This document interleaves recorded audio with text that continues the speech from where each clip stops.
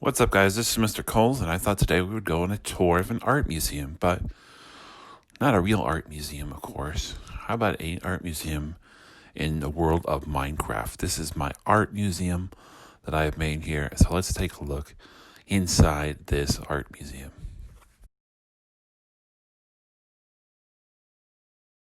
All right, so come on inside, take a look around, see all the artwork that's on the walls over here and over here, and we'll fly up in here and see if you can recognize some of the art that's on the walls of this art museum.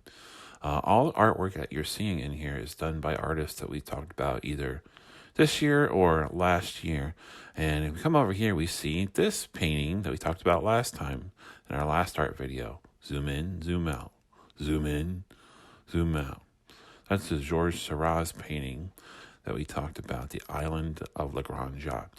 Oh, and here is a story quilt by Faith Ringgold, Tar Beach, if you remember that. And Water Lilies by Claude Monet over here. And if we go over here, we see an illustration by Mary Blair as a Disney illustrator. And over here, Campbell Soup Cans. Remember Andy Warhol? And here is a painting by Aaron Douglas, the Harlem Renaissance painter. And we keep going. Oh, there's another Georges Seurat painting right there. And keep moving around and keep going through these crowds of people. Very crowded over here. Excuse me. Oh, here's Roy Lichtenstein painting. And moving around, we get to see more and more of the artwork. All right, let's take a look downstairs, see what's down here. Oh, we got a Kandinsky painting over here. We got some, another Andy Warhol painting. And ooh, what's this? Wow, this looks like a big splatter painting, like someone took a bunch of paint and just splattered it on a canvas. I wonder who did this painting. I wonder who could tell us about this. Oh, excuse me, sir. Do you know who painted this painting right here? That painting is by Jackson Pollock. Jackson Pollock. We'll have to find out about him. What's up, guys? Today I'm coming to you from my workshop. Let's take a look inside. So here's the place where I do all my artwork. This is my little workshop area. I do all kinds of paintings and projects in here. And oh, look, here's art book. A great artist. How did that get there? Let's see if we can find anything on that artist whose painting we saw at the museum. Jackson Pollock. Oh, here we go.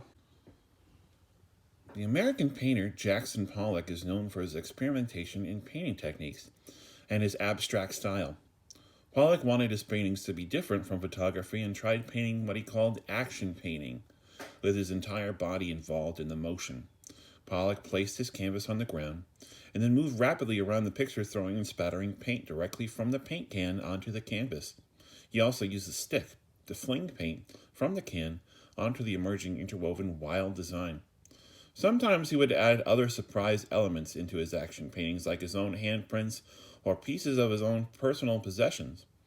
All of his unusual experimentations in painting demonstrate the variety of shape, line, and color that can be found in abstract painting. He once said, "When I am in my painting, I'm not aware of what I'm doing. I have no fears of destroying the image because the painting has a life of its own."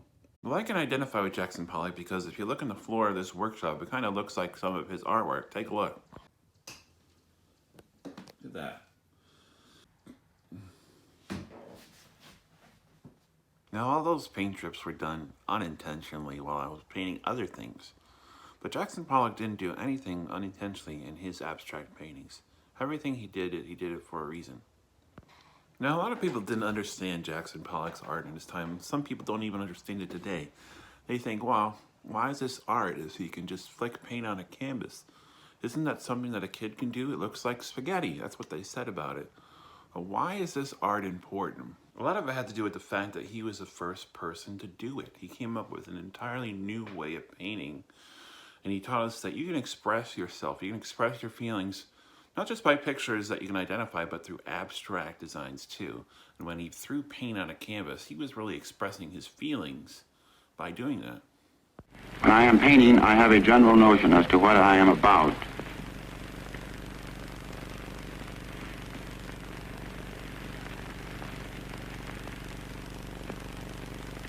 I can control the flow of the paint. There is no accident, just as there is no beginning and no end. Sometimes I lose a painting, but I have no fear of changes, of destroying the image. Because a painting has a life of its own, I try to let it live. So today for an art project, we're going to get a chance to paint like Jackson Pollock painted. Now I realize that different people may have different supplies at home, so we're going to do this in a couple of different ways. Now, if you're painting this project, you're going to want to go outside because this is going to be a messy project and you don't want paint splatters all over the walls or floors of your house. It's also a good idea to put on some clothes that you can get nice and painty, that you can get dirty. It's okay for them to get messy because you're probably going to get some paint on you too. So set up a small table outside with some newspapers, or if your parents have maybe a tarp you could use, or even you can even go and put the newspapers or a tarp on the grass and do the painting on the grass as well. Now if you can find some paint, if you have some paint around your house, it's probably one of two different types. The first type is called acrylic paint, and it's more of a thicker, more permanent paint. It usually comes in bottles like this or tubes that look kind of like this. There's also, it's called temperate paint. And this is washable temperate paint, and this is much more kind of thin, more kind of crafty paint that you use to clean up easily. You can use either type of paint. So let's get some of this paint out on our plate right here, and we can get started. Let's start with the temperate paint. The temperate paint is very watery and drippy, and that's kind of what we want because we're going to need to splatter this paint onto our paper. So it's okay if it's very runny like this. It's really what we want. Now let's take a look at our acrylic paint. Now, as you can see, our acrylic paint is a lot thicker, and we really want it to be, like I said, nice and runny. So what we could do is you can take a brush, you can add some water, and we could thin out that paint, that acrylic paint, so that it's a lot more liquidy, a lot more runny, so that we can flick it onto our paper. And now it's time to start painting. So we can start out by doing the painting with our temperate paint first. And we have a piece of paper. This is watercolor paper, but you can use a regular drawing paper if you need to. So we're going to take a paintbrush. We're going to dip into our temperate paint, get it nice and filled up with paint. Bring it over to our paper and whack it.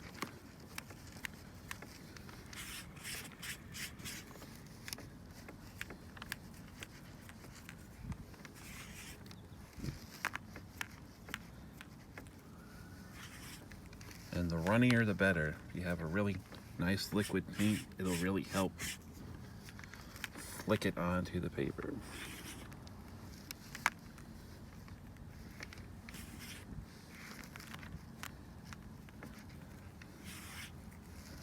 Start with one color and then I could start mixing, adding on top.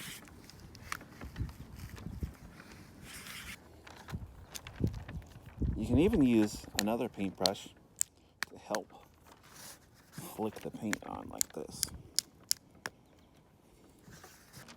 Now I'll add some green.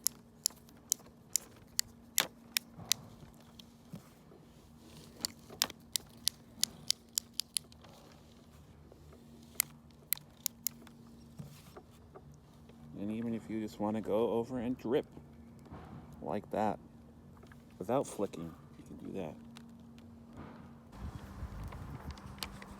Now we'll give it a try with our acrylic paint.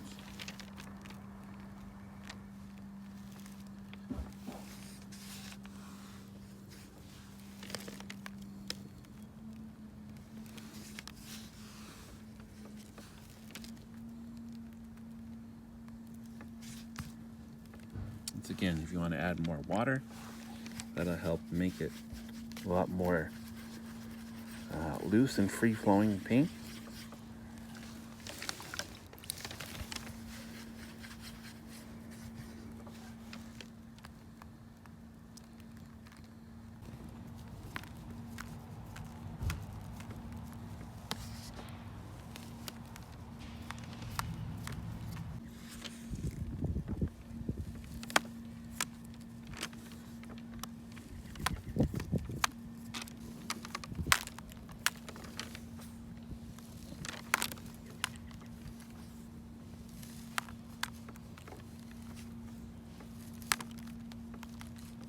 Okay, so we got some completed action paintings here. We got our tempera paint project on the left and our acrylic paint project on the right. But what if you only have watercolor paint? Well, we're going to do a watercolor version of it now. So here we are with our watercolor paint set, and the idea is basically the same. We want to get our paint nice and wet, drippy, and then we can flick.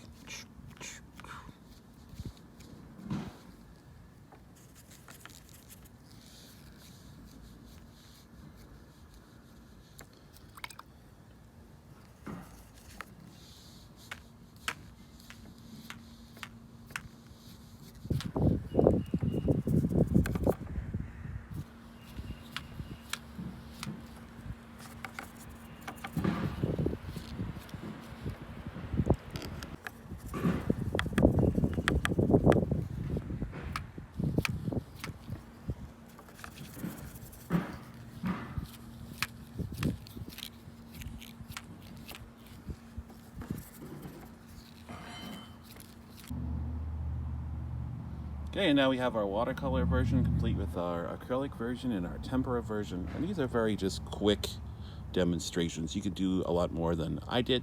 It's completely up to you. So let's see what you guys can come up with if you choose to do it as a painting. Now, for those of you who don't have any paints at home, well, you could be a part of this project too. And the way that you do that, get yourself a piece of drawing paper, put it on a larger piece of paper. If you have like a newspaper or any kind of bigger paper underneath, you can use that. And you're going to take some markers. And you're going to choose a bunch of colors that you want to use. Now, instead of painting the abstract designs with paint, we're going to do them with markers. And it's good to start with your lighter colors and then on top of them add your darker colored markers here. And we're just going to start doing all kinds of abstract designs. You don't really have to think too much about this. Just fill up your paper with different designs, okay? Fill up the whole paper, and it's okay if you go over the edge because you have the backing paper. And you could really just fill up the whole piece of paper, okay?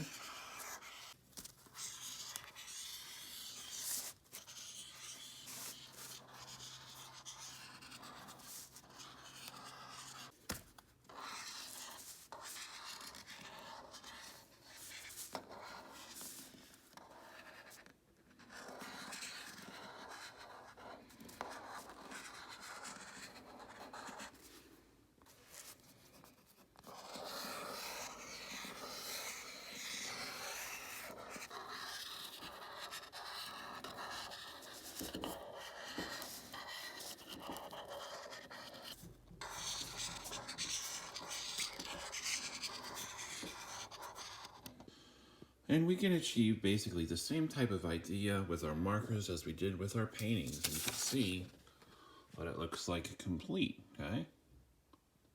So let's see what you can come up with your action painting or your action drawing in the style of Jackson Pollock. I'd love to see what you guys can come up with.